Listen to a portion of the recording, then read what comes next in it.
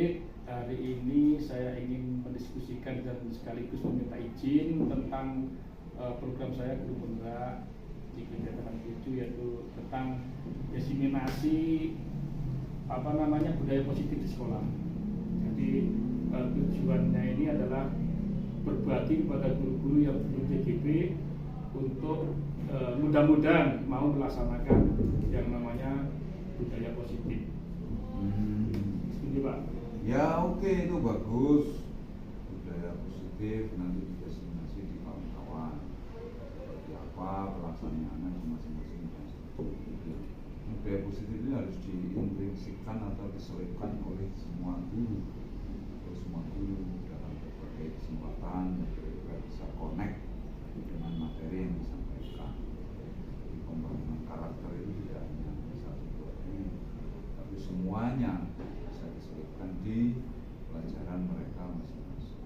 Saya kira itu. Untuk rencana Pak, insya Allah hari Sabtu, ya kan, untuk nanti tentang jam kita akan koordinasikan dengan guru-guru jam berapa waktu yang diambil. Ya monggo, mungkin Sabtu habis pelajaran selesai atau habis istirahat. Nanti yang penting diumumkan dulu di anak-anak berapa pulangnya, sehingga kita melakukan acara itu apakah sesudah istirahat apakah sesudah pulang, nanti koordinasi dengan guru. Jadi kami Pak selaku calon guru penggerak sekali lagi mohon dukungannya supaya apa yang kami lakukan bisa berjalan dengan lancar. Ya siap. Terima kasih. Dukung sepenuhnya. Terima kasih Pak Sodik. Terima kasih Pak Sodik. Ya. Assalamualaikum warahmatullahi wabarakatuh. Terima kasih Bapak Ibu atas kehadirannya pada siang hari ini dalam acara diseminasi budaya positif di sekolah di lembaga kita SMP Negeri 1 Banyuwangi. Berikut susunan acara yang pada siang hari ini akan kami bacakan sebagai berikut. Yang pertama yaitu pembukaan, yang kedua menyanyikan lagu Indonesia Raya, yang ketiga sambutan dan dukungan Bapak Kepala Sekolah SMP Negeri 1 Banyuwangi, dan yang keempat implementasi budaya positif yang akan disampaikan oleh Bapak John, dan kemudian terakhir penutup. Untuk menginjak acara yang pertama, marilah kita buka dengan membaca Bismillah. Acara yang berikutnya yaitu menyanyikan lagu Indonesia Raya. Kepada petugas kami persilakan. Hadirin dimohon berdiri.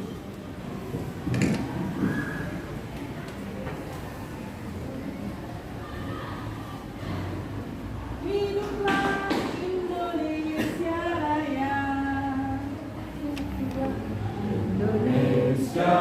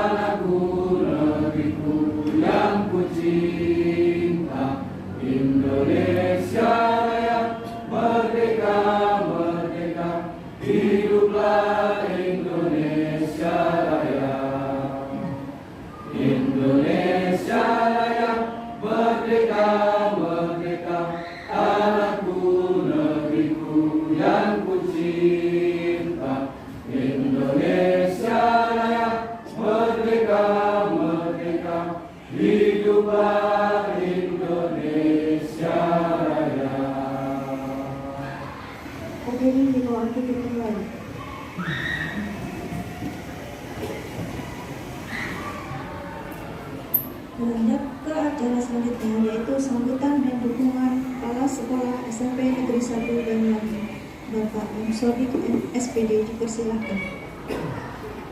Assalamualaikum warahmatullahi wabarakatuh. Selamat siang, salam sejahtera bagi kita semua. Om Swastiastu, Namo Buddhaya, salam kebajikan. Yang saya hormati para wakil kepala sekolah, yang saya hormati Bapak Ibu Guru, yang saya hormati Bapak Joni Pramudia selaku calon guru penggerak, dan beberapa teman TU yang saya hormati. Pertama, mari kita bersyukur kepada Allah Subhanahu wa Ta'ala karena pada siang ini kita diberi kesehatan dan kesempatan sehingga bisa mengikuti diseminasi budaya positif di sekolah oleh calon guru penggerak yaitu Bapak Joni. Sholawat dan salam semoga selalu terlimpah kepada Nabi Muhammad SAW. Bapak Ibu yang saya hormati selaku kepala sekolah, saya selalu mensupport dan mendukung terhadap calon guru penggerak. Dan mudah-mudahan ke depan sesudah angkatannya Pak Joni ini banyak yang mendaftar di calon guru penggerak. Harapan saya seperti itu. Karena apa? Di dalam reformasi pendidikan, salah satu jalur yang ditempuh adalah adanya program guru penggerak. Guru penggerak ini dididik, dilatih dengan program tertentu, kurikulum tertentu, waktu tertentu. Harapannya supaya berubah situasi pendidikan kita lebih maju sesuai sama visi pendidikan di Indonesia, yaitu maju, mandiri, dan berkepribadian. 3 kosakata kunci ini harus selalu terngiang-ngiang di hati para bapak dan ibu. Maju berdaulat, menjadi murid mandiri, dan berkepribadian melalui gambaran yang ada di profil pelajar Pancasila yang jumlahnya ada 6 itu. Kira-kira begitu. Dan guru penggerak ini diharapkan menjadi the wind of change, artinya sekelompok yang membawa angin perubahan kepada semua guru yang ada di Indonesia, karena bukan semua dimasuk menjadi guru penggerak, jadi tahap demi tahap dengan harapan apa yang sudah disampaikan di guru penggerak ini bisa ditularkan kepada Bapak Ibu. Nanti harapan saya supaya ada diskusi, ada dialog, ada perbincangan yang menuju ke perkembangan pelayanan pendidikan khususnya di SMP kita, supaya layanan kita menjadi layanan prima, prestasi anak kita selalu memperoleh prestasi yang terbaik, dan wali murid otomatis membanggakan kepada lembaga kita. Jadi kira-kira itu Bapak Joni ini nanti membawa itu angin perubahan, karena perubahan ini adalah sesuatu yang ya secara sunatullah harus terjadi. Kalau tidak, gaya kita seperti waktu kita menjadi murid dulu, ya kita nggak relevan dengan kebutuhan zaman ini. Harus ada yang berubah, Apakah berubah semua? Ya tidak. Disiplin yang bagus ya harus kita pertahankan, kita kembangkan. Makanya di sini judulnya adalah implementasi budaya positif. Jangan kita berpikiran sempit, budaya itu hanya berkisar kepada seni, kepada teater, kepada drama, kepada bukan itu. Yang disebut budaya ini bahasa Inggrisnya adalah culture. Culture itu set of habit, artinya seperangkat kebiasaan. Budaya itu kebiasaan kita supaya berubah. kebiasaan kita mengajar supaya berubah. Sekarang yang dikembangkan adalah penalaran, pengembangan pemikiran kepada anak-anak, dan pengembangan di kelas adalah pembelajaran berdiferensiasi. Apa maksudnya? Anak-anak itu beda-beda, kemampuannya mungkin beda, kesenangannya beda, caranya beda, yaitu mohon dilayani. Kira-kira begitu. Terakhir, diferensiasi itu anak yang mungkin kurang cepat dalam belajar, ya jangan ditinggal. Saya sering menyampaikan itu, jangan ditinggal. Harus dicarikan langkah sendiri yang kira-kira anak itu bisa paham, bisa sepadan, paling tidak dengan kawan-kawannya di kelas itu. Jadi karena kita menyadari berbeda, tidak bisa kita ajari sekali, mereka masih bingung, ada 1, 2, 3 anak masih bingung, ya harus kita carikan jalan keluar. Apakah diajar ulang, apakah belajar melalui teman sebayanya dan sebagainya. Guru harus intervensi terhadap hal, harus mengamati terus, harus intervensi kepada hal seperti itu.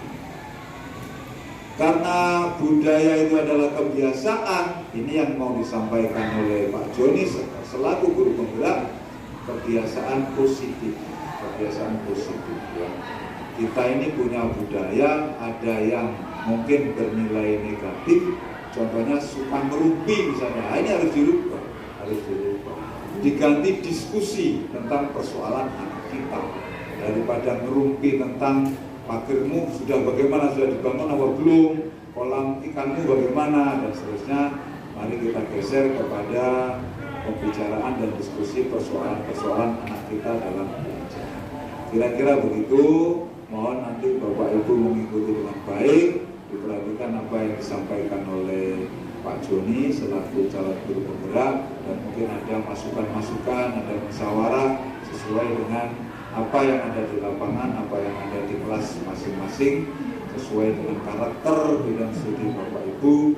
Monggo ada diskusi, ada musyawarah dengan harapan mudah-mudahan ilmu kita terus berkembang antara guru yang satu dengan yang lain juga terus berkembang.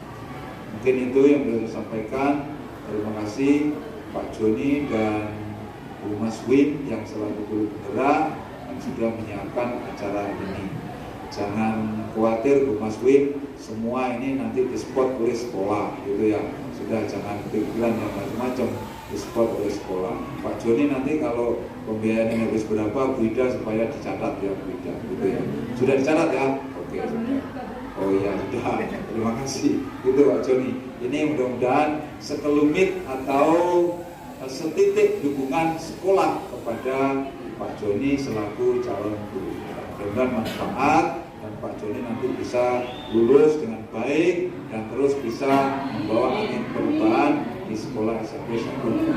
Terima kasih sekali lagi. Assalamualaikum warahmatullahi wabarakatuh.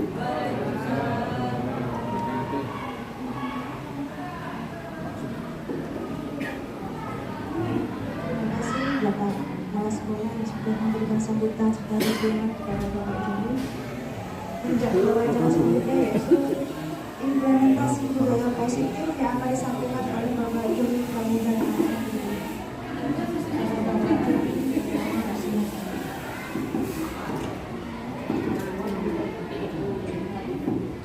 Assalamualaikum warahmatullahi wabarakatuh. Yang terhormat Bapak Kepala Sekolah SMP Negeri 1 Banyuwangi, dan rekan-rekan guru semua, guru-guru hebat SMP Negeri 1 Banyuwangi. Tepuk tangan untuk guru hebat kita semua. Tepuk tangan semua. Bagus sekalian bahwa kita menjadi guru, dan sekali lagi seperti guru ini tidak usah tegang.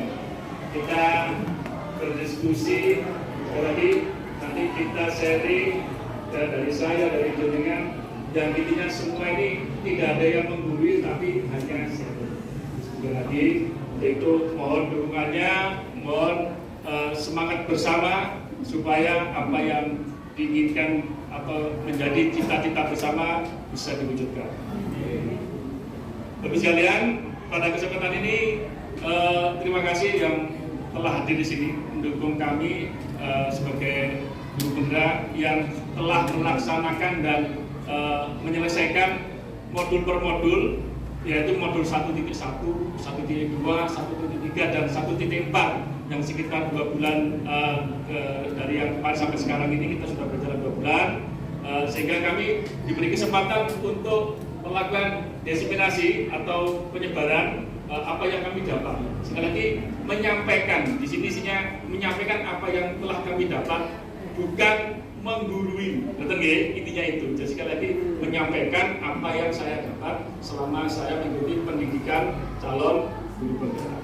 Itu judulnya. Jadi sekali lagi mohon nanti itu betul-betul dipahami semua supaya nanti tidak ada saling wah kami juga bisa melakukan itu. Oke, kita sekarang ke materi. Jadi yang saya bawakan yaitu judulnya ada di depan, tentang destinasi nyata implementasi budaya positif di sekolah. Ini saya ada di angkatan TGP yang ke-7. Jadi di sini ada 2 orang, saya dengan Wasin. Mudah-mudahan nanti kami berdua bisa lulus. Untuk itu mohon bantuan dan dukungan dari Bapak Ibu sekalian. Lanjut. Sebelumnya saya ucapkan selamat datang pada Bapak Ibu guru hebat. Sekali lagi kita itu guru-guru hebat. Kenapa? Karena kita ini berperan yang punya peran yang penting untuk apa? Untuk mensukseskan apa yang diinginkan anak. Anak itu kalau diibaratkan tanaman oleh Bapak Ki Hajar Dewantara, kita itu sebagai petani, anak ini sebagai tumbuhan. Jadi kita harus merawat. Tanaman bisa tumbuh dengan baik kalau petaninya merawat dengan baik. Memupuk tanaman, merawat tanaman, menyirami dan sebagainya, sehingga tanaman akan tumbuh menjadi baik. Kita di sini adalah sebagai petani pendidikan. Kita merawat anak, kita memberikan fasilitas anak, kita menuntun anak karena anak memang harus dituntun, tetapi bukan dijadikan sesuai dengan keinginan kita. Itu yang ada di pemikiran Ki Hajar Dewantara. Lanjut. Ini adalah Bapak fasilitator kami. Jadi kami ini waktu di ruang virtual itu saya dibimbing oleh ini Bapak fasilitator namanya Pak Dr. Deswondo MPD, dan untuk pengajar prakteknya Pak Misbahul Surur SST. Kalau Pak fasilitator ini atau Pak Suwondo kita nggak pernah ketemu. Ketemunya di ruang virtual saja atau di waktu Google Meet itu aja. Jadi kita tidak pernah ketemu, tapi beliaunya memberikan penilaian.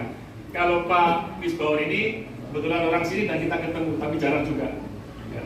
Jadi kami penilai kami adalah Pak Suwondo, dan sebagai pendampingnya nanti di sini dari ini Pak Misbahul. Sebelum ke aksi ini, nanti yang saya angkat adalah implementasi tentang keyakinan kelas dan penanganan kasus dengan menggunakan segitiga restitusi. Maka kami diwajibkan untuk merancang atau memberikan suatu rancangan dulu yang dikirim lewat LMS ya sebelumnya ya, untuk akan disampaikan di hari ini. Jadi sebelumnya kami sudah mengirim itu, yaitu tentang rancangan tindakan aksi nyata yang saya lakukan. Lanjut ke latar belakang. Jadi latar belakangnya sesuai data yang dicatat petugas front office bahwa masih ada beberapa murid yang datang terlambat ke sekolah.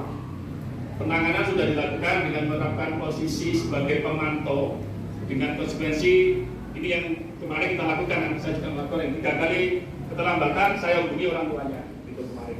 Tetapi ada juga yang ditangani langsung oleh BK. Tetapi berdasarkan data, mungkin masih ada saja yang melakukan pelanggaran. Kesimpulan di sini, kesimpulannya kesimpulan permasalahan bahwa murid masih belum mempunyai kesadaran insting untuk menghargai dirinya sendiri, sehingga belum mempunyai rasa tanggung jawab dan keyakinan tentang nilai-nilai kebajikan universal. Lanjut. Tujuan yang kami rancang yaitu menciptakan budaya positif di lingkungan sekolah membangun disiplin murid dengan menumbuhkan motivasi dari diri sendiri, mendorong murid untuk menemukan solusi dari permasalahan yang dihadapinya, dan menumbuhkan rasa tanggung jawab murid terhadap apa yang dilakukan. Tolak ukurnya yaitu murid yang melakukan pelanggaran keterlambatan dapat menurun secara signifikan atau gratis. Murid tidak lagi takut dengan konsekuensi keterlambatan, tapi lebih menghargai dirinya sendiri dan nilai kebajikan yang diyakininya. Murid lebih mempunyai rasa tanggung jawab dengan apa yang dilakukannya saat memperbaiki kesalahan. Lini masa tindakan yang akan saya lakukan yaitu pertama, menyiapkan dan menyusun program. Sudah saya lakukan, ini sudah terbentuk atau serupa dengan PowerPoint ya atau PPT.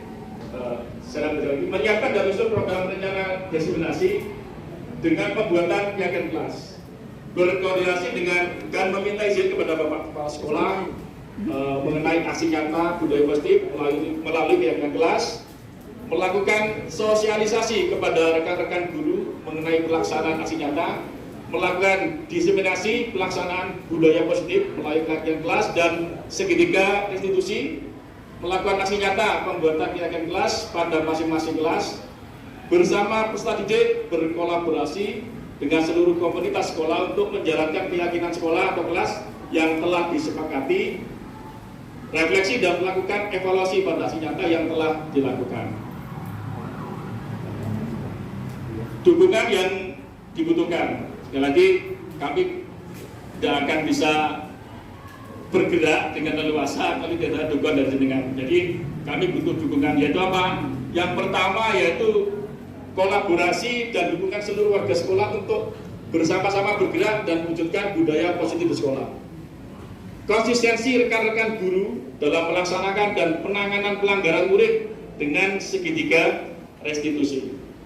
Dukungan orang tua murid dalam rangka penerapan budaya positif pada diri murid masing-masing. Artinya bahwa nanti murid itu di rumah juga ada dukungan dari orang tuanya supaya bisa mendapatkan motivasi intrinsik di dirinya. Ini adalah judulnya aksi nyata modul 1 budaya positif, diseminasi pemahaman dan pengalaman penerapan budaya positif di sekolah. Seperti yang dijelaskan oleh Bapak Kepala Sekolah tadi bahwa nanti tujuannya semua kepada apa? Kepada menciptakan pelajar yang punya profil pelajar Pancasila. Nilai-nilai kebajikan yang ada di profil pelajar Pancasila inilah yang kita tuju nanti. Jadi CGP itu mengharapkan nanti ya endingnya bahwa CGP dan seluruh guru itu bisa menciptakan murid yang mempunyai apa? Ciri utama di profil pelajar Pancasila, yaitu pertama beriman, bertakwa kepada Tuhan Yang Maha Esa dan berakhlak mulia, berkebinekaan global, bergotong royong, kreatif, bernalar kritis dan mandiri. Sekali lagi ini yang akan kita tuju dalam sekolah ini. Ini kita simak bersama pandangan dari Ki Hajar Dewantara. Kita ambil contoh perbandingan dengan hidup tumbuh-tumbuhan seorang petani misalkan.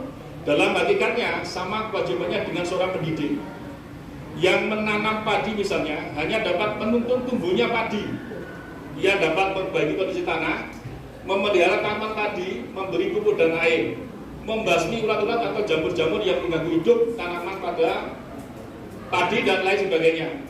Kita dapat memahami bahwa sekolah diibaratkan sebagai tanah tempat bercocok tanam, sehingga guru harus mengusahakan sekolah jadi lingkungan yang menyenangkan, menjaga dan melindungi murid dari hal-hal yang tidak baik. Dengan demikian, karakter murid tumbuh dengan baik.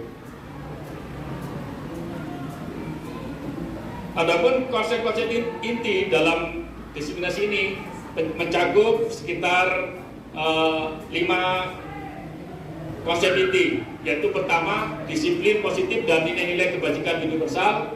Yang kedua, teori motivasi, hukuman dan penghargaan restitusi, keyakinan kelas, kebutuhan dasar manusia dan manusia berkualitas. Dunia berkualitas. restitusi 5 posisi kontrol, dan yang terakhir yaitu restitusi segitiga restitusi.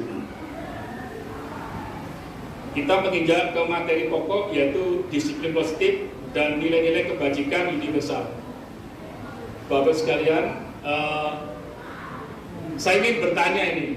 Sementara ini pada umumnya kalau kita berbicara tentang kalimat disiplin atau kata disiplin, apa yang ada di benak jenengan? Kita harus disiplin. Murid harus tidak boleh melanggar disiplin. Berarti ada apa di situ? Kalau murid melanggar disiplin diapakan biasanya?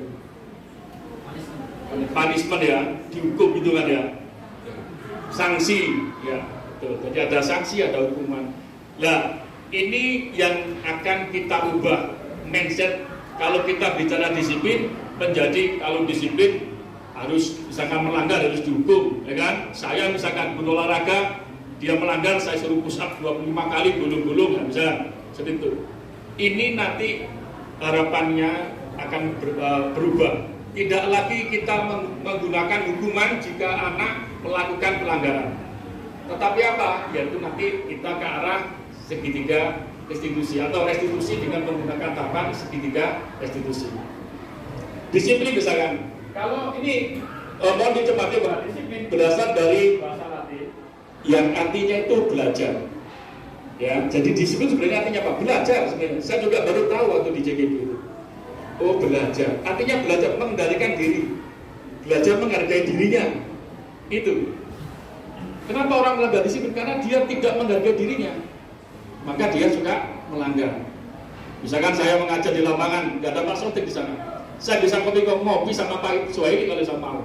Seandainya saya tidak punya rasa disiplin dan menghargai diri saya sendiri. Betul betul ya. Saya kan tidak diawali sama Pak Sotik, mau saya bebas di sana itu. Saya mau ngopi kayak mau apa, nggak ada yang tahu. Ya, tapi saya tetap datang, saya mengajar sesuai dengan jam dan saya kembali lagi ke sekolah. Itu yang saya lakukan. Kenapa? Karena saya mengajarnya tidak karena Pak Sodik selaku kepala sekolah, saya tidak takut dengan Pak Sodik karena kepala sekolah, tapi saya hanya menghargai diri saya sendiri sebagai seorang guru. Itu yang saya pegang. Jadi saya tidak karena ada Pak Sodik di sana saya mengajar. Ini intinya. Terus kita lanjut makna dari kata ini berkaitan dengan disiplin diri. Disiplin diri dapat membuat seorang menggali potensinya menuju kepada sebuah tujuan, sesuatu yang dihargai dan bermakna.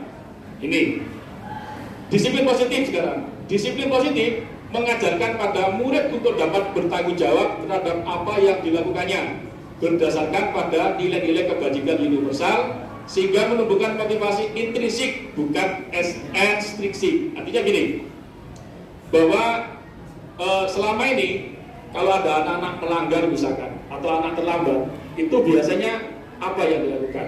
Karena dia belum mempunyai kesadaran dari dirinya. Dia datang ke sekolah itu biasanya karena satu, kalau nggak tepat waktu, nanti terlambat, saya disuruh berdiri. Itu berarti motivasi apa? Ekstrinsi, jadi ekstrinsi. Jadi itu yang selama ini anak-anak atau di benak pikiran anak-anak. Karena bukan dari diri, sehingga kita sering saya di depan itu anak-anak mesti terlambat jam 7:04 baru datang. Ya. Karena apa? Ya karena mungkin belum ada penanganan lagi yang bisa menyadarkan anak atau memberikan dorongan untuk berubah dengan dorongan dari dirinya sendiri. Nanti gini kita melakukan refleksi bersama-sama gitu. Jadi sekali lagi kita melakukan refleksi bersama apa yang telah kita lakukan diri sendiri ini. Jadi saya juga merefleksi tentang apa yang saya lakukan. Lanjut. Disiplin positif dan nilai-nilai kebajikan universal. Namun dalam budaya kita makna kata disiplin, nah ini yang saya katakan tadi, bahwa disiplin itu telah berubah menjadi sesuatu yang dilakukan seseorang pada orang lain untuk mendapatkan kepatuhan. Kecenderungan umum adalah menghubungkan kata disiplin dengan ketidaknyamanan, bukan dengan apa yang kita hargai atau pencapaian suatu tujuan mulia. Nah ini, jadi anak-anak tadi datang ke sekolah, ini kita ambil contoh yang simpel ya.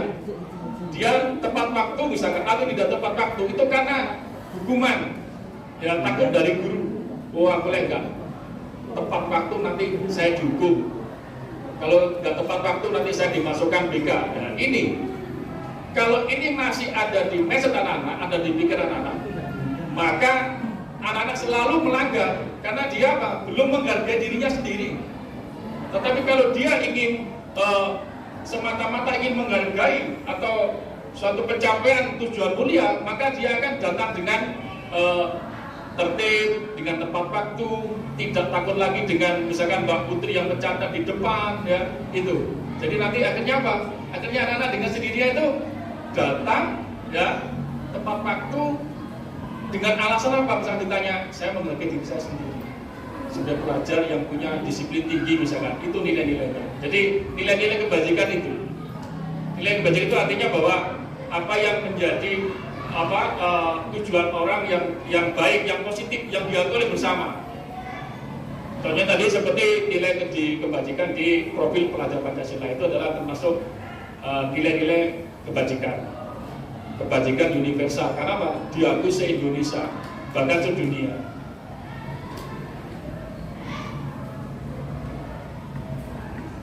Nilai-nilai kebajikan universal ini Dr. William Glasser pada teori kontrol tahun 84 menyatakan bahwa setiap perbuatan itu memiliki tujuan. Dan selanjutnya dari dosen 98 mengungkapkan bahwa dengan mengaitkan nilai-nilai kebajikan yang diyakini seseorang, maka motivasi intrinsiknya akan terbangun sehingga menggerakkan motivasi dari dalam untuk dapat mencapai tujuan mulia yang diinginkan. Salah satunya adalah nilai-nilai kebajikan yang ingin dicapai oleh setiap anak Indonesia yang kita kenal dengan profil pelajar Pancasila. Salah satunya adalah nilai kebajikan yang ingin dicapai, yaitu tentang profil pelajar Pancasila.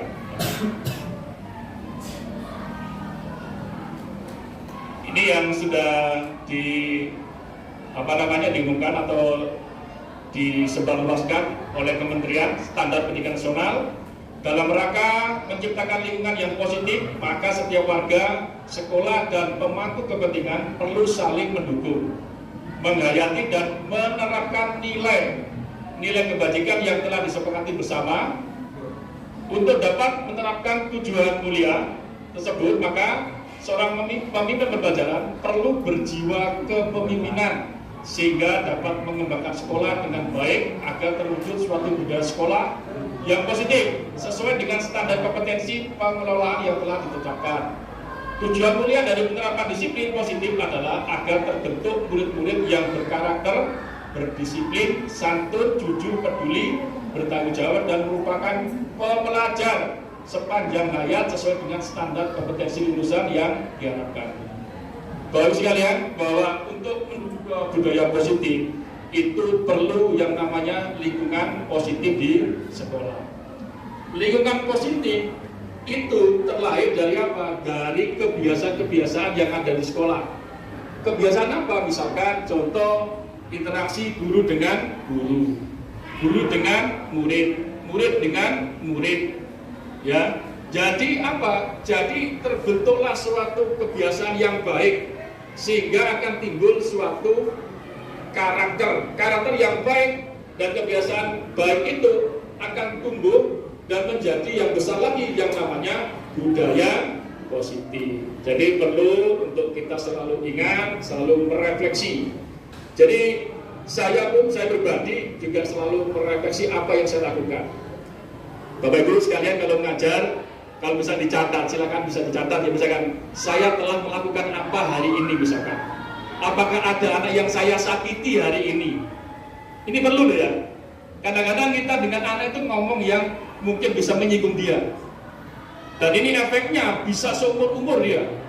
Contoh saya misalkan, suatu ketika dulu pernah dihukum guru saya dengan cara nggak mengerjakan soal matematika, saya disuruh ngangkat kaki saya. Sampai sekarang saya tahu gurunya namanya siapa. Itu melekat pada ingatan kita. Apa yang Bapak Ibu lakukan di anak-anak nanti sama. Jadi nanti kalau jenengan melakukan itu, suatu ketika anak punya dendam ke jenengan. Saya yakin nanti kalau jenengan coba di rumah atau setelah ini refleksi diri. Saya pernah diapakan guru saya waktu itu. Apa yang tidak mengenakan yang terjadi pada saya waktu zaman saya menjadi murid. Nah, itu bisa menjadi refleksi kita. Saya yakin semua orang pasti punya kesalahan. Ya, termasuk saya dalam mengajar. Kadang-kadang kita mengajar satu kelas, anak 40 misalkan, satu melakukan kesalahan, yang 39 kita samakan. Ini coba kita, pernah nggak kita melakukan itu? Mood kita jadi berantakan, karena anak satu yang nakal, anak satu yang mengerjakan tugas, anak 39 dari 40 anak kita samakan. Kadang-kadang kita marahi, kita nggak mau ngajar, buku kita taruh, kita tinggal pergi. Nah, ini kan kalau kita melihat apa yang kita lakukan tidak bijak. Kenapa? Satu anak yang melakukan kesalahan, 39 kena getahnya. Nah, ini perlu kita refleksi. Sekali lagi, guru-guru, pengalaman mengajar kita, semua saya tahu, dengan lama-lama juga, tapi pasti namanya orang itu punya kesalahan. Dan tidak harus semua kamu salah, tidak, tetapi memang kita seorang guru harus selalu melakukan refleksi apa yang kita lakukan hari ini. Mulai besok kalau bisa coba jenengan lihat, saya pasti ada yang namanya cerita di kelas. Hari ini saya ngajar si A melakukan ini, nah itu. Hari ini si A melakukan ketidaknyaman kepada temannya yang lain. Nah, kalau jenengan catat, insya Allah nanti apa yang jenengan lakukan akan berubah. Yang dulunya jenengan tidak peduli jadi peduli. Itu. Ya. Saya pun sudah mulai berubah. Saya ini kan ngajar olahraga di lapangan yang panas dan kadang-kadang kesel, anak banyak, kalau nggak suaranya kenceng tidak didengarkan misalkan. Dulu saya agak emosian, sekarang saya turunkan dari misalkan 1 sampai 100, turunnya itu lebih dari 90, mendekati saya nggak emosi. Tanya sama Pak Suwi, saya nggak pernah yang namanya mukul anak, nggak pernah. Apalagi jewer misalnya, nggak pernah. Ya, karena mungkin ada ilmu yang saya dapat, maka saya berubah. Itu dimulai dari siapa? Ya dari saya sendiri, dari diri saya. Tidak saya harus memajukan orang, tidak. Saya di sini hanya menyampaikan ilmunya seperti ini. Keputusan pada jenengan semua itu, termasuk saya ini. Jadi saya belajar dan saya merefleksi diri saya sendiri. Apa yang telah saya lakukan pada anak-anak. Begitu. Lanjut. Ini yang menarik, teori motivasi ya. Jadi dari Gosson dalam bukunya Restructuring School Discipline menyatakan ada 3 motivasi manusia. Ini motivasi manusia untuk melakukan apa yang misalkan dilakukan. Yaitu apa? Pertama, untuk menghindari ketidaknyamanan atau hukuman. Nah, ini jenengan ini melakukan enggak kira-kira? Kadang-kadang jenengan melakukan, saya akan ke sekolah sebelum jam 7 karena ceklok. Nah, ini. Itu kan termasuk hukuman. Kalau jenengan nggak ceklok, sertifikatnya tidak cair, sertifikatnya dipotong misalkan. Nah, ini yang membuat kita kadang-kadang memang harus datang. Tidak bisa dinego itu. Kalau nggak jam 7 maka kita tidak ceklok, kita dapat pelanggaran, nanti dipanggil BKD misalkan. Nah, ini apa yang akan terjadi apabila saya tidak melakukannya? Nah, itu yang akan menjadi alasan. Jenengan bisa kadang-kadang tak datang jam 7 kurang 5 seperti itu kan. Jam 7 saya harus ceklok. Ini motivasinya. Pasti ada ini manusia. Yang kedua, untuk mendapatkan imbalan atau penghargaan dari orang lain. Apa yang akan saya lakukan, dapat.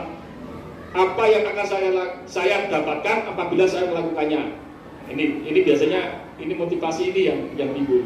Yang ketiga, ini yang paling bagus ya, ini motivasi yang harus dilakukan sekarang ke depan. Yang nomor 3 yaitu untuk menjadi orang yang mereka inginkan dan menghargai diri sendiri dengan nilai-nilai yang mereka percaya. Akan menjadi orang yang seperti apa apabila saya melakukannya. Ini yang harapannya. Nomor 1 dan nomor 2 itu yang nanti harus kita kesampingkan. Kalau kita motivasinya menghindari ketidaknyamanan, itu berarti motivasi yang timbul dari eksternal atau dari luar. Yang nomor 2 juga gitu. Apa yang akan saya dapatkan apabila saya melakukan, misalnya begini, aku tak rajin ya supaya dapat ribet dari kepala sekolah di amplopi ya.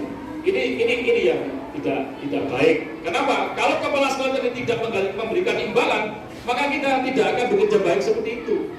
Tapi kalau kita mengacu kepada yang nomor 3 yaitu motivasi positif atau motivasi internal, maka kita melakukan tanpa embel-embel. Ya, jadi didasarkan dari menghargai dirinya sendiri tadi itu. Ini kalau sudah terbentuk itu, insya Allah Indonesia akan maju besar. Selama ini kita ngomong, ya kita saya juga gitu, tapi kenyataannya memang kita melakukan yang nomor 1, nomor 2. Ya mana? Coba jangan pikirkan. Pasti yang besar yang itu, nomor 1, nomor 2. Mudah-mudahan nanti karena kita SMP yang nomor 1 di Banyuwangi, ya, untuk menjaga itu lebih susah daripada, atau mempertahankan lebih susah daripada kita meraihnya. Lagi mindset orang bahwa SMP 1 Banyuwangi adalah SMP yang paling baik. Ya, ini masih ada, walaupun sudah zonasi ya. Anak saya dulu juga sekolah sini karena dulu ngajarnya anak saya harus SMP 1 karena anaknya Pak Soeli juga SMP 1 Pak Eli ya. Itu karena kita menganggap kita SMP 1 SMP yang baik. Ya. Jadi intinya bahwa mudah-mudahan kita semua nanti bisa merefleksi diri bahwa mari kita melakukan sesuatu dengan motivasi yang nomor 3, yaitu untuk menjadi orang yang mereka inginkan dan menghargai diri sendiri dengan nilai-nilai yang mereka percaya, yang kita percaya maksudnya. Lanjut. Ini jenengan akan dibawa untuk melakukan evaluasi atau merenung apa yang terjadi kemarin tentang hukuman, konsekuensi dan restitusi. Kalau saya bacakan di sini hukuman itu bersifat satu arah. Ini untuk penanganan anak ya. Jadi kalau jenengan menerapkan hukuman nanti apa efeknya? Maka sebelumnya kita harus tahu dulu hukuman, yaitu hukuman ini bersifat satu arah dari pihak guru yang memberikan, dan murid hanya menerima suatu hukuman tanpa melalui suatu kesepakatan atau pengarahan dari pihak guru, baik sebelum atau sesudahnya. Hukuman yang diberikan bisa berupa fisik maupun psikis. Murid anak disakiti oleh suatu perbuatan atau kata-kata. Kita refleksi, kira-kira kemarin kalau kita tangani anak, kita pakai ini apa enggak? Pakai hukuman ini.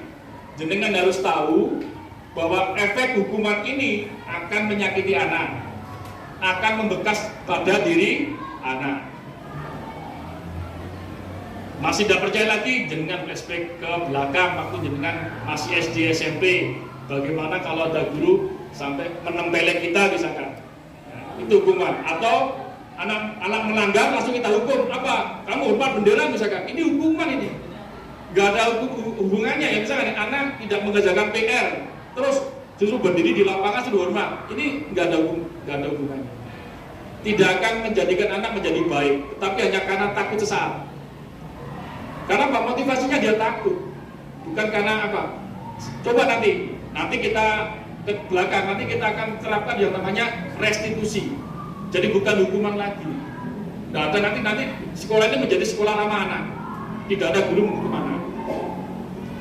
Yang selanjutnya konsekuensi. Nah ini biasanya kita ini melakukan yang sering konsekuensi.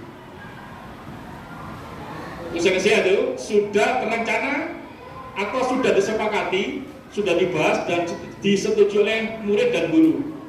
Umumnya bentuk-bentuk konsekuensi dibuat oleh pihak guru atau sekolah, dan murid juga mengetahui sebelumnya konsekuensi yang akan diterima bila ada pelanggaran. Ini begini maksudnya. Jadi gini, misalkan Bapak Ibu guru ngajar, ada anak yang tidak mengerjakan tugas, diperiksa, mana tugasmu? Tidak ada Bu, belum mengerjakan. Nah, ini yang kita terapkan biasanya menggunakan konsekuensi. Kalau nggak pakai hukuman, apa konsekuensi? Dia akan tahu karena dia sudah diberitahu, kalau kamu nggak kerjakan tugas, nanti kalian waktu istirahat tidak boleh keluar, tapi kerjakan saat waktu istirahat. Itu konsekuensi. Kenapa? Satu, masih ada hubungannya dengan pelajaran tadi. Yang kedua, dia mengerti. Guru sudah menyampaikan, kamu kalau nggak mengerjakan tugas, kamu akan mengerjakan di waktu yang lain, apa? Di waktu istirahat. Jadi teman-temannya istirahat, dia tidak istirahat untuk mengerjakan tugasnya. Ini namanya konsekuensi. Kira-kira ini mudah-mudahan ada sesuatu yang masuk ya. Jadi mudah-mudahan saya juga belajar, ternyata dengan TGP itu saya ada ilmu baru ya. Kadang saya sudah mengajar mulai tahun 93 sampai sekarang, tapi saya restitusi itu nggak ngerti, baru ngerti setelah ikut guru penggerak itu, termasuk disiplin. Benar saya kalau disiplin pasti dihukum juga. Ternyata bukan begitu. Itu hal yang baru menurut saya. Nah, yang ketiga ini restitusi. Ini yang diharapkan nanti penanganan kasus dengan restitusi. Restitusi adalah proses menciptakan kondisi bagi murid untuk memperbaiki kesalahan mereka, sehingga mereka bisa kembali pada kelompok mereka dengan karakter yang lebih kuat. Restitusi juga merupakan proses kolaboratif yang mengajarkan murid untuk mencari solusi untuk masalah mereka dan membantu murid berpikir tentang orang seperti apa yang mereka inginkan dan bagaimana mereka harus memperlakukan orang lain. Nah, ini yang paling diharapkan nanti Bapak sekalian, seluruh SMP 1 ini menerapkan restitusi jika menangani pelanggaran. Jangan menerapkan lagi hukuman atau konsekuensi. Betul ya? Jadi ini harapannya. Mari kita berrefleksi diri. Kira-kira gini, kalau saya melakukan ini kepada anak, kalau kita kembalikan ke kita, kalau kita dilakukan seperti itu bagaimana? Kalau hanya motifnya menghukum, anak tidak akan menyadari. Nanti akan saya kasih contoh-contoh ya. Jadi nanti ada lengkap tentang keyakinan kelas dan restitusi yang saya lakukan. Ada videonya nanti terakhir. Lanjut. Ini sekilas tentang hukuman, konsekuensi dan restitusi. Jadi hukuman itu bentuk penanganan yang merupakan identitas gagal. Jadi hukuman kalau bisa sudah jangan dilakukan lagi. Jangan kalau anak nggak kerjakan soal dijewer. Nah ini nggak boleh sudah nggak zaman. Anak disuruh lari-lari, nggak kerjakan soal bahasa Indonesia, nggak disuruh lari mengitari lapangan lah. Ini kan apa hubungannya kan ada. Ya. Jadi carilah solusi yang terbaik, yaitu pakai atau menggunakan restitusi. Itu efeknya ya. Jadi kita lihat kalau dari situ ada hukuman itu sesuatu yang menyakitkan. Bayangkan yang namanya hukuman pasti menyakitkan. Kalau konsekuensi sesuatu yang harus terjadi, karena sudah tahu kalau saya nggak melakukan maka saya akan dihukum misalkan, dikasih konsekuensi yang lain misalkan, itu sudah jelas. Yang ketiga, jadi kan bisa lihat restitusi merupakan pilihan.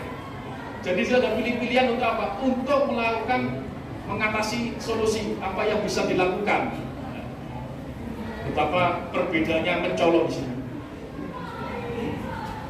Kalau kita langsung ke bawah di situ dalam hukuman ya, murid tidak membenci peraturan. Murid atau anak membenci peraturan.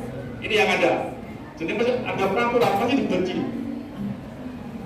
Murid yang di tengah, murid atau anak menghormati peraturan karena sudah tahu dia. Tetapi yang ketiga, murid akan menghormati dirinya dan orang lain. Jadi sudah tidak lagi yang aturannya yang dihormati, tapi dirinya yang dihormati. Jadi kalau saya melanggar peraturan, apa yang tidak dihormati? Ya dirinya sendiri ini. Itu yang akan kita terapkan kepada anak-anak dan diri kita sendiri. Sebagai guru, kita ini kan bukan dewa ya.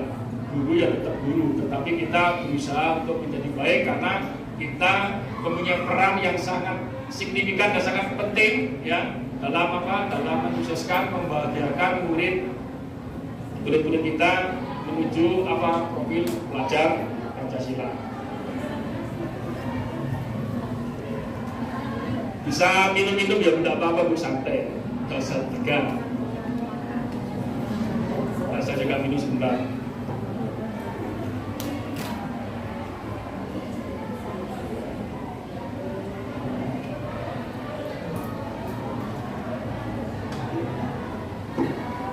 Ini nanti ada hal baru dulu. Jadi penghargaan ternyata yang selama ini kita biasanya kamu berhasil kita kasih penghargaan. Ternyata penghargaan ini ada efek negatifnya. Saya baru tahu juga. Jadi kalau biasanya kita selalu memberikan penghargaan pada anak, ternyata itu punya efek negatif. Ya, jadi nanti kita bahas di sini. Saya kemarin orang yang selalu kita kasih penghargaan berarti nanti efeknya baik. Ternyata sekali lagi ada tidak baik. Kita lihat dulu jadi penghargaan. Penghargaan adalah suatu benda atau peristiwa yang diinginkan yang dibuat dengan persyaratan. Misalkan ini bisa melakukan ini, maka akan saya kasih ini. Itu adalah persyaratan. Persyaratan itu kita buat.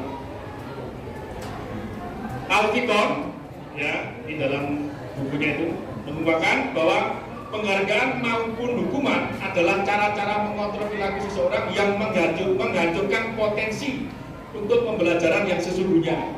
Ini hal baru ya. Jadi penghargaan maupun hukuman adalah cara mengontrol perilaku seseorang yang menghancurkan potensi untuk pembelajaran yang sesungguhnya. Menurut Kahn, secara ideal tindakan belajar itu sendiri adalah penghargaan yang sesungguhnya. Ini maksudnya begini. Jadi misalkan gini, ada anak yang kemarin tidak bisa bahasa Inggris misalkan. Seorang guru bahasa Inggris mengatakan, kamu sudah bisa atau sudah tahu arti bahasa Inggris ini atau mempelajari misalkan reading misalkan. Sudah bisa Pak. Ini guru bahasa Inggris ya, tidak usah memberi penghargaan. Misalkan, oh kamu tak kasih hadiah ini, kamu tak kasih nilai 9 dengan diomongkan. Nah, ini hal yang kurang baik. Cukup dengan melakukan apresiasi apa? Ya, tanpa ada orang tahu, tingkatkan lagi, misalkan. Itu boleh. Anak ini dengan dia bisa, itu sudah penghargaan yang luar biasa pada dia. Dia bisa membaca bahasa Inggris, itu adalah penghargaan yang luar biasa bagi dirinya sendiri. Bayangkan anak misalkan membandingkan dirinya dengan anak yang tidak bisa bahasa Inggris dengan yang bisa bahasa Inggris misalkan.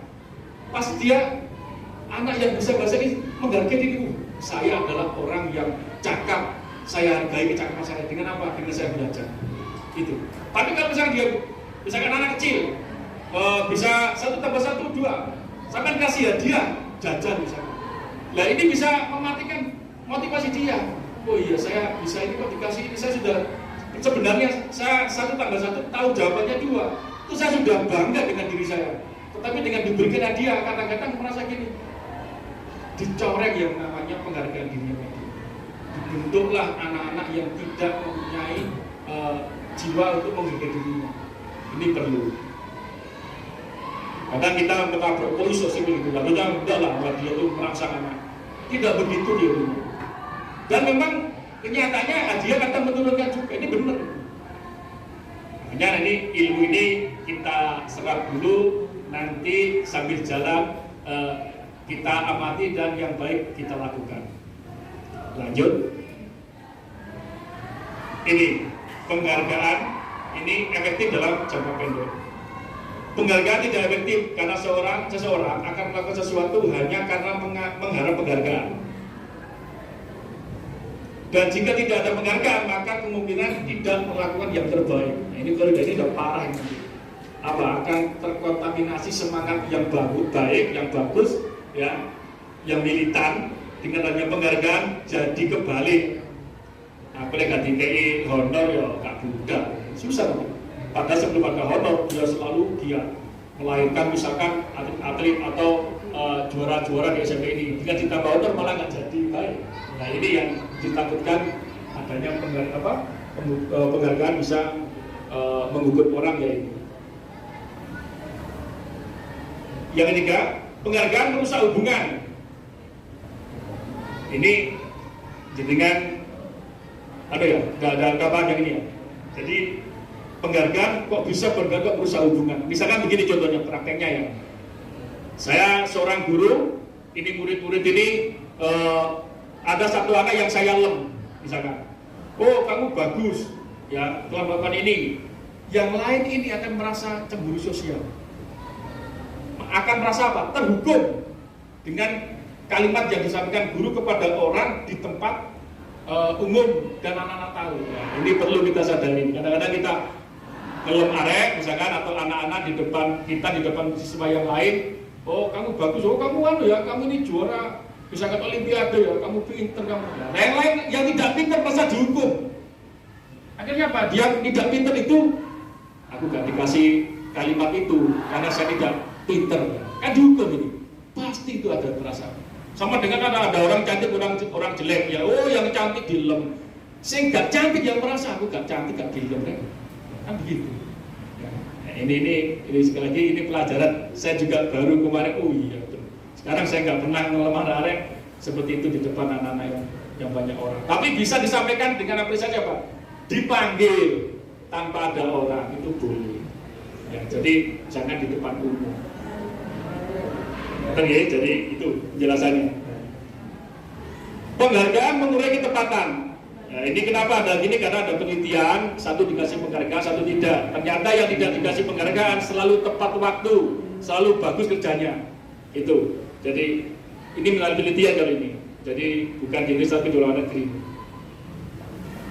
Yang berikutnya itu penghargaan menurunkan kualitas, sama dengan yang di atas, itu satu penelitian. Penghargaan mematikan kreativitas. Nah, ini tadi yang saya sebutkan hampir-hampir sama, bahwa kadang-kadang kita tanpa penghargaan, kalau misalnya kita punya jiwa seni ya, kita melakukan sesuatu yang terbaik dengan penghargaan, karena kita kamu tolong saya dibuatkan ini, dikasih penghargaan, misalkan dibeli lagi, buat lagi, dikasih penghargaan. Nah, akhirnya yang dia buat itu semata-mata karena karena materi tadi. Tapi kalau seni misalkan, saya demi kepuasan saya kreatif saya tumbuhkan tanpa ada embel-embel, misalkan dijual atau dibeli orang, misalkan ini. Selanjutnya penghargaan menghukum. Penghargaan menurunkan motivasi dari dalam diri. Lagi dari penghargaan itu kan memang dari luar kan, jadi motivasinya apa? Motivasi ekstrinsik.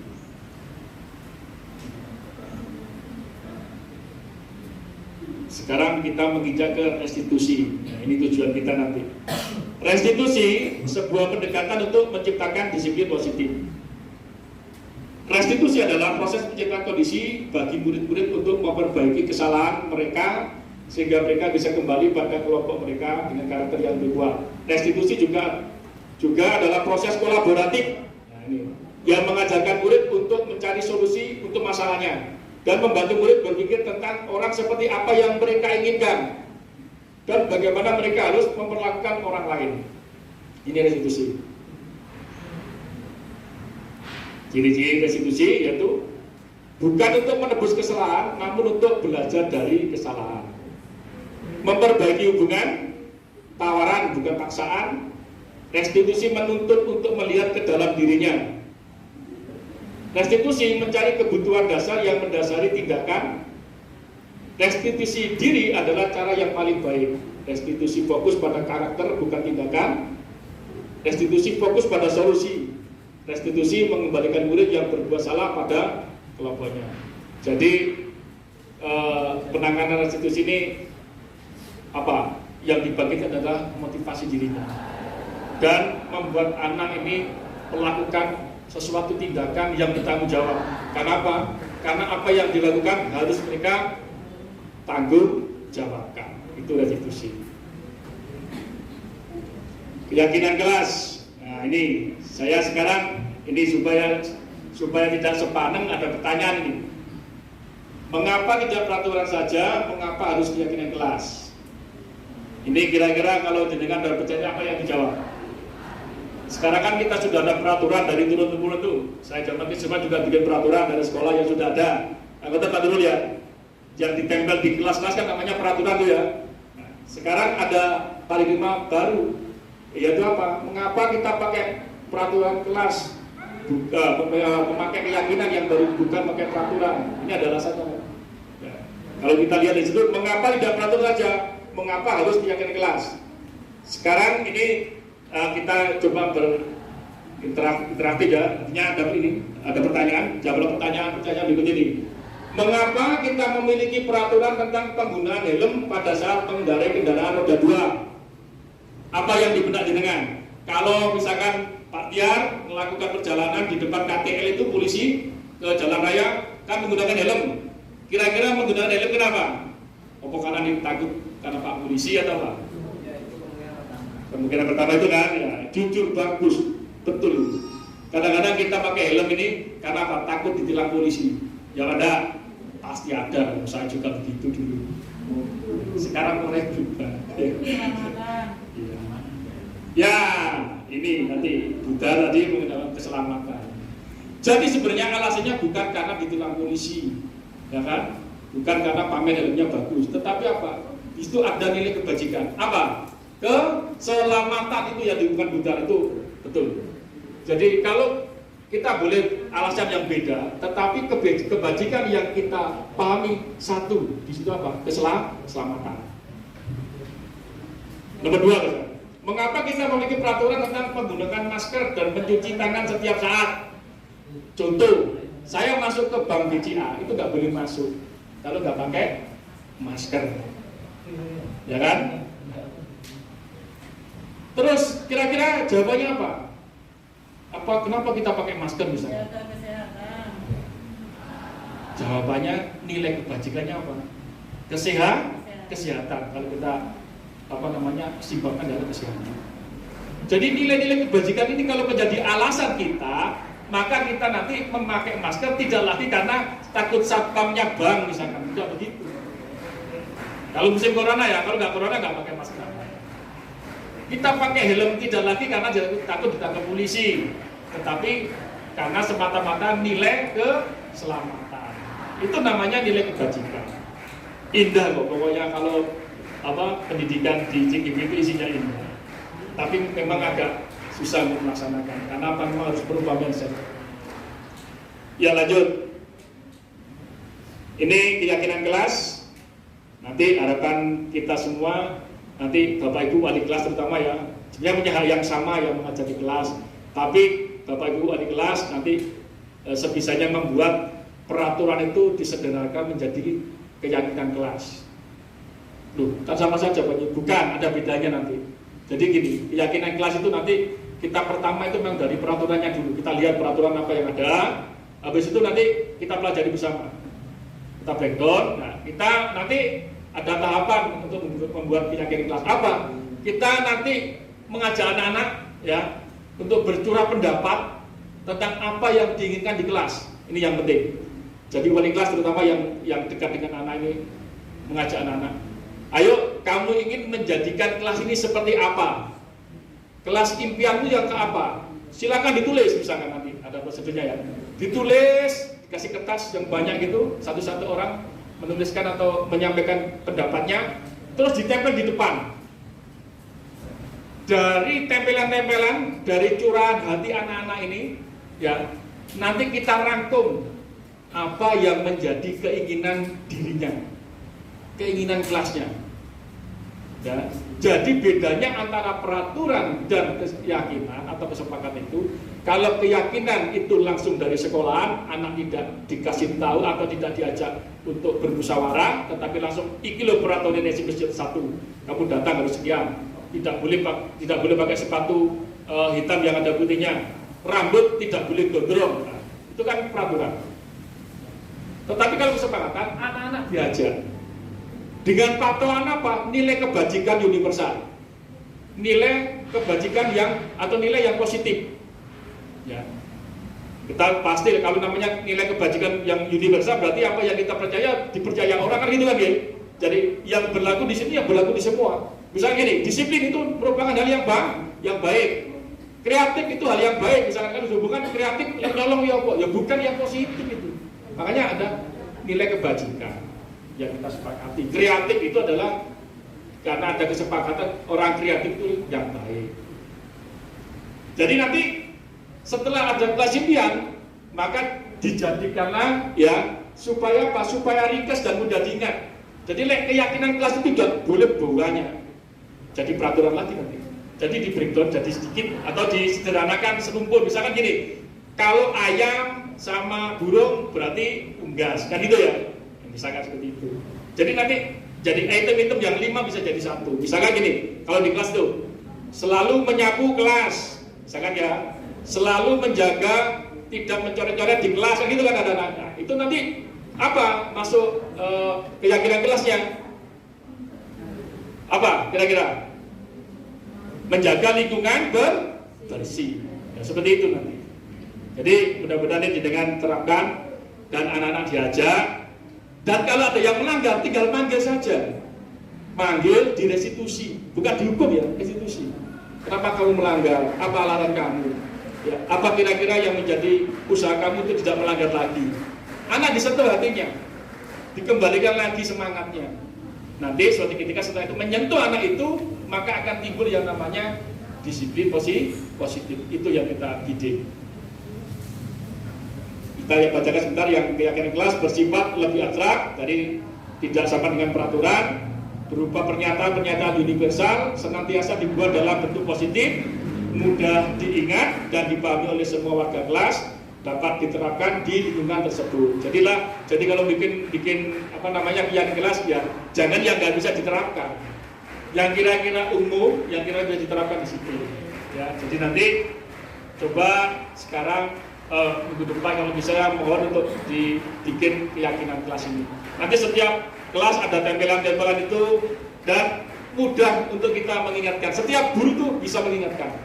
Apa yang kamu sepakati, ayo misalkan. Jadi kalau kenapa dilanggar, dipanggil, dikasih diajak ngomong yang enak, ya. Jadi nggak ada mempermalukan anak. Sekali lagi jangan sampai mempermalukan anak. Justru anak harus dibangun keyakinannya, harus dibangun motivasinya yang dari diri itu ke positif. Dengan begitu nanti terciptalah yang namanya budaya positif. Memang kalau ngomong budaya positif gampang ini sudah, ternyata belum. Kita amati ya masih banyak yang belum. Karena apa? Kadang-kadang anak-anak melakukan pelanggaran, ditanya ya nggak ngerti maksudnya, hanya iseng-iseng gitu aja karena dia nggak punya kesadaran diri lagi. Lanjut.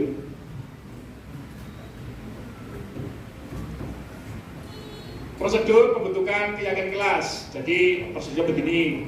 1. Mempersilahkan murid-murid di kelas untuk bercurah pendapat tentang peraturan yang perlu disepakati di sekolah. Ini penting ini. Jadi anak-anak diajak ngomong dulu tentang peraturan itu. Mempersilahkan murid-murid di kelas untuk bercurah pendapat tentang kelas impian yang mereka inginkan. Keyakinan kelas menggunakan kalimat positif. Ya, mencatat semua masukan-masukan pada para murid di papan tulis atau di kertas agar semua bisa melihat. Selanjutnya tinjau kembali daftar curah atau pendapat tadi. Setelah itu dirumuskanlah menjadi keyakinan kelas dan endingnya nanti keyakinan kelas ditempel di tempat yang mudah dilihat di dinding atau misalkan di depan. Ya, ini nanti akan bagus. Ini sudah berapa menit ini kira-kira? Sudah. Oke. Jadi itu sekarang kita yang terakhir kita minta ke restitusi supaya ini bisnis selesai ya. Untuk restitusi ini contoh ya. Jadi ini adalah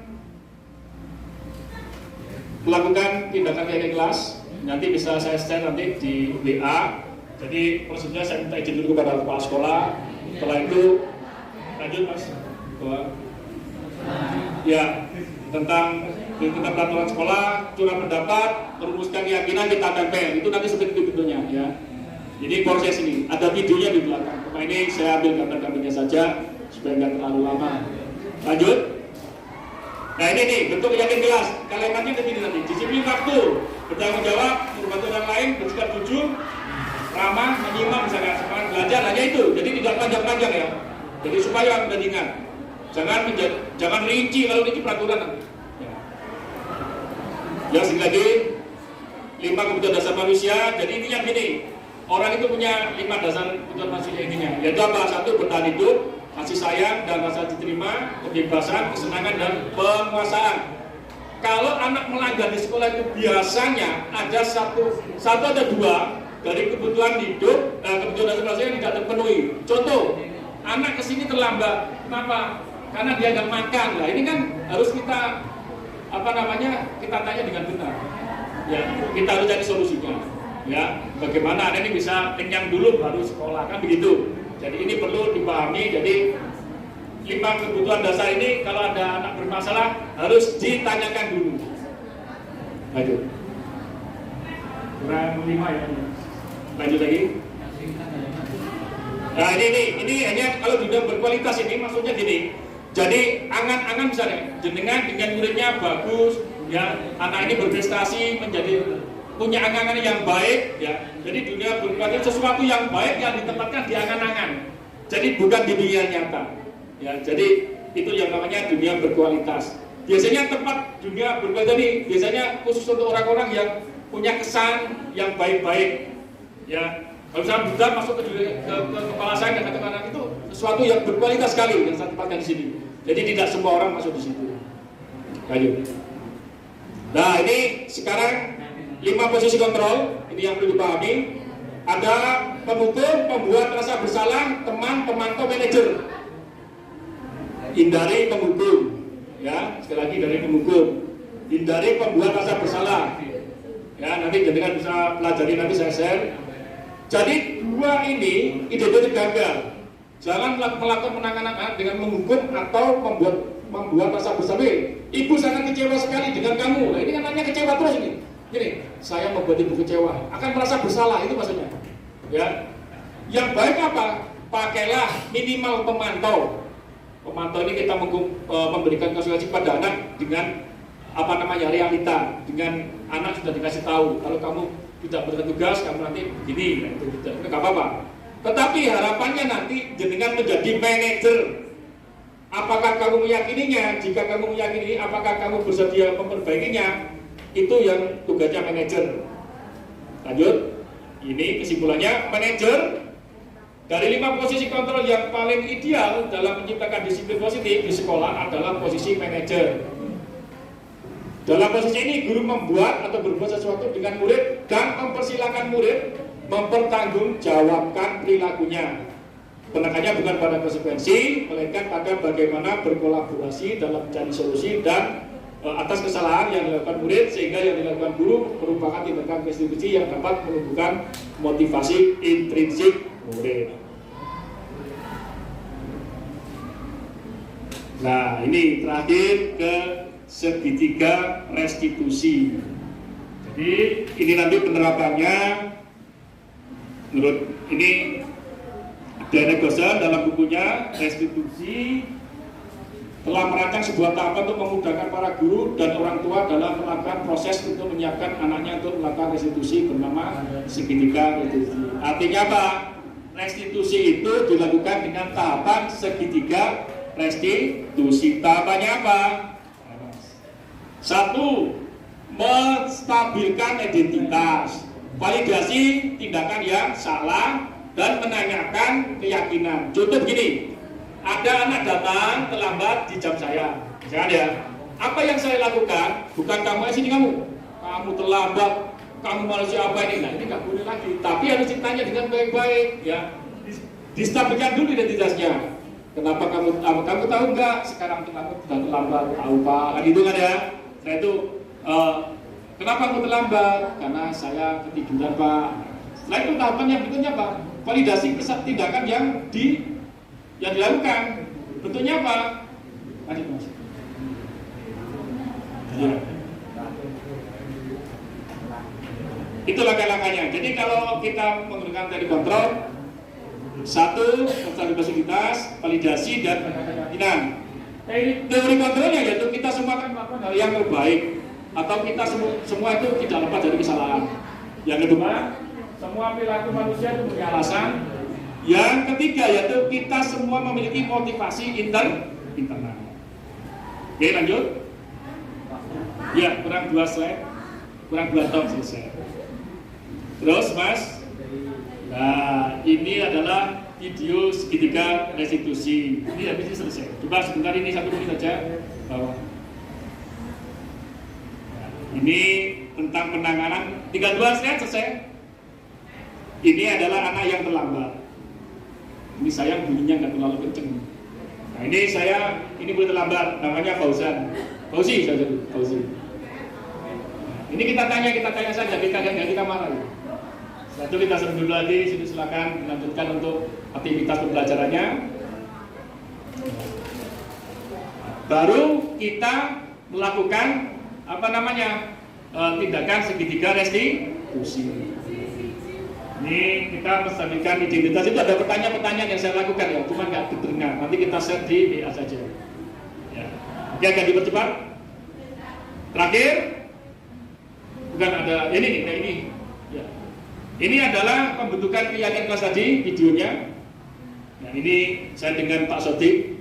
Saya sekali lagi sudah minta izin Pak Sodik ya. Jadi terima kasih Pak Sodik diizinkan. Nah, ini saya izin untuk membentuk keyakinan kelas yaitu budaya positif. Setelah izin, play Mas. Itu play ya? Masih play ya? Ternyata kita bisik-bisik aja. Ada suaranya Pak, gimana? Kita situ salaman detik J kita, gitu kan? Ini pembentukan keyakinan, ya. Sekali lagi ini hanya 1 menit sudah selesai. Alhamdulillah ya, jadi kita bisa menyelesaikan dari ini. Terima kasih semua ya. Jadi sekali lagi apa yang jenengan perbuat ya dukungan, saya hanya bisa mendoakan pada Tuhan semoga diberi imbalan yang setimpal.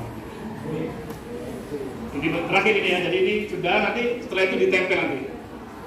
Terakhir ya, mohon dilihat dulu. Ini anak-anak di ya, jadi sama-sama diajak ya. Apa yang tadi dilakukan ditempel di depan, terus setelah presidial terjadi, nanti jadikan keyakinan kelas. Jadi apa yang saya lakukan ini sudah saya lalui kemarin. Jadi kenapa saya melakukan ini? Karena sudah saya membuat itu.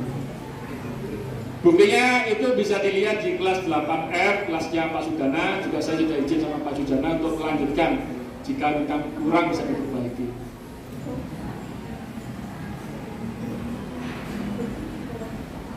Oke, jadi saat ini jadi saya berkesimpulan dan tadi sekali lagi kita sebagai manusia mari kita berbuat yang baik walaupun hanya setitik.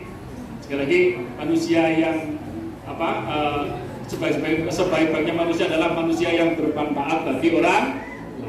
Demikian kesimpulan saya, mudah-mudahan kita terus menjadi guru yang hebat. Terima kasih Bapak Ibu Guru, Bapak Suti ya. Sekali lagi alhamdulillah hari ini selesai ya, bukti bahwa SMP 1 mendukung penuh calon guru penggerak. Terima kasih. Kita akhiri. Wassalamualaikum warahmatullahi wabarakatuh.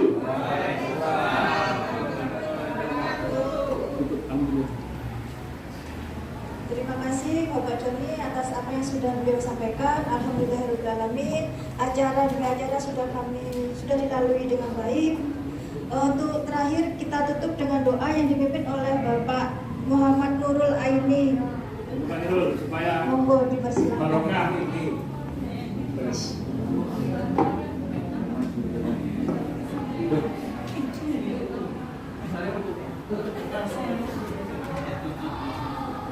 Cek. Bapak Ibu, mari kita berdoa bersama dengan harapan mudah-mudahan acara pada siang hari ini bisa bermanfaat bagi kita semua dan apa yang kita dapatkan bisa kita terapkan dalam kehidupan sehari-hari dalam memajukan pendidikan. Al-Fatihah.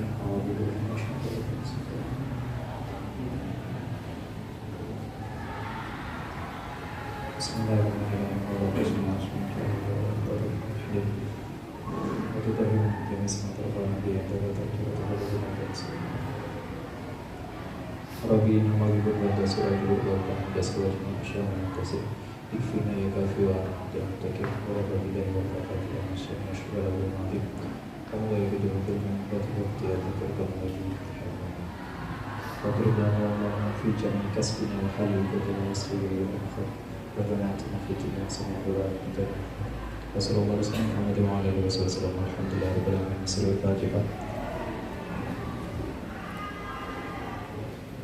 Assalamualaikum warahmatullahi wabarakatuh. Terima kasih. Silakan lanjutkan aktivitasnya kembali. Sekali lagi terima kasih Bapak G. Terima kasih. Terima kasih.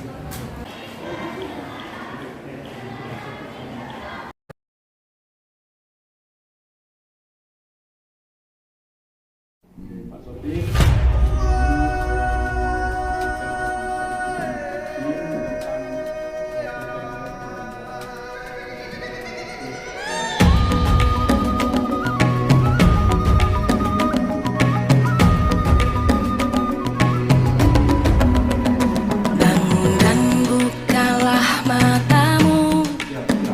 Saatnya meraih mimpimu, arahkan pandangan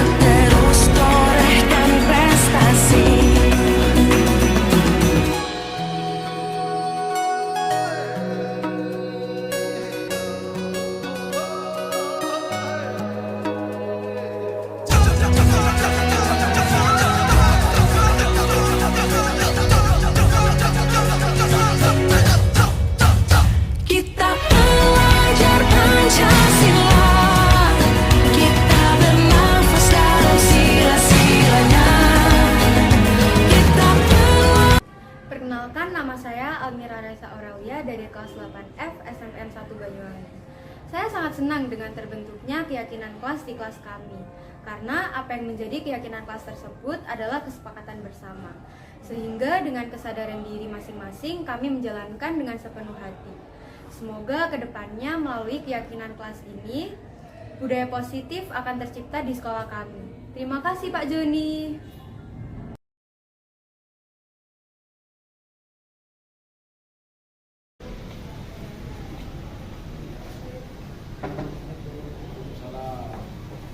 Sudah jam berapa ini sih? Maksudnya jam berapa kamu tahu? Kenapa terlambat? Besok lagi diusahakan tidak kesiangan ya. Itu dulu.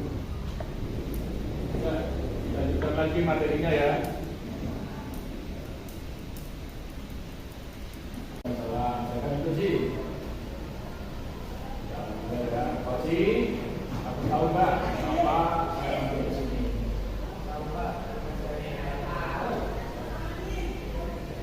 Lambat sekolah itu kira-kira perbuatan salah atau benar? Jadi setiap orang itu pasti pernah berbuat salah. Pak Joni juga pasti juga pernah melakukan. Tapi di sini saya tidak ingin mencari kesalahan solusi, tapi saya ingin mencari solusi tentang masalah ini. Iya sih ya. Terus apa yang menjadi alasan kamu datang terlambat? Saya datang malam dari main bola Pak. Jadi itu ya masalahnya ya. Jadi kamu akhirnya terlambat ke sekolah. Kira-kira terlambat di kelas itu telah sesuai tidak dengan keyakinan atau kesepakatan kelas yang kita buat bersama? Sesuai Pak. Terus keyakinan apa itu yang kamu ingat tentang keyakinan kelas yang kita buat? Disiplin, jaga tepat waktu dan menjaga kesehatan.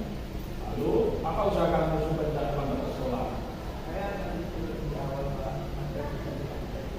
Terus kamu ingin menjadi murid yang seperti apa? Saya ingin menjadi murid yang rajin, disiplin, dan sukses di masa depan. Bagus. Jadi mudah-mudahan nanti dengan kongsi belajar dan melakukan tindakan yang sesuai dengan keyakinan kelas ya, nanti kita kongsi bisa menjadi suatu kenyataan. Jadi besok saya kira ini kongsi datang terlambat lagi ya, bisa? Terima kasih ya.